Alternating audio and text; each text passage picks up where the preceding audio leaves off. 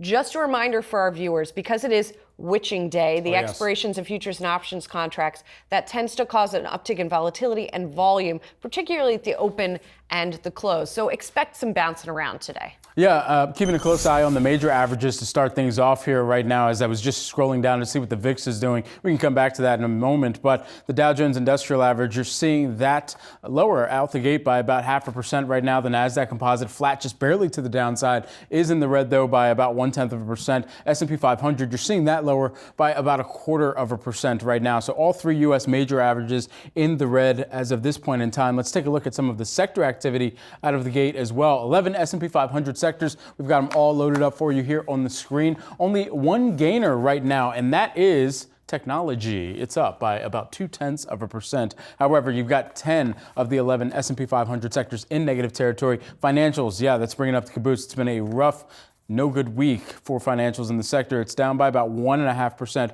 right now. And here's a look at the week for you as well, down by about 4% over the past 5 days here.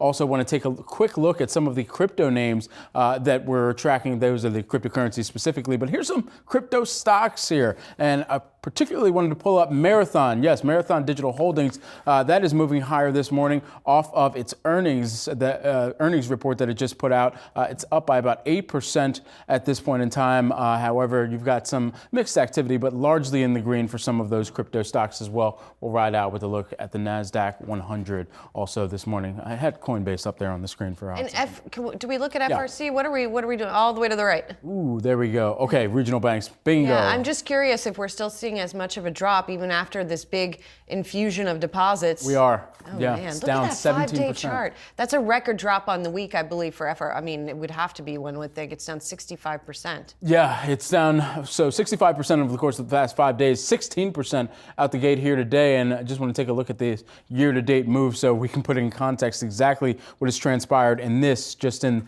the last week, essentially. So. Yeah, there really is this disconnect here, I think, because here we have all these deposits coming in from the 11 largest banks.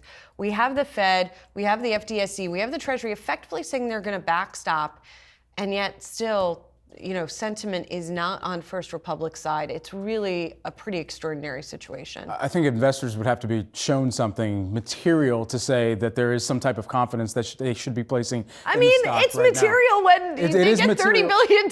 Yeah, from the consortium of banks that stepped in as they did in the uninsured deposits. But again, people still a little weary on the trade, it seems right now. For sure.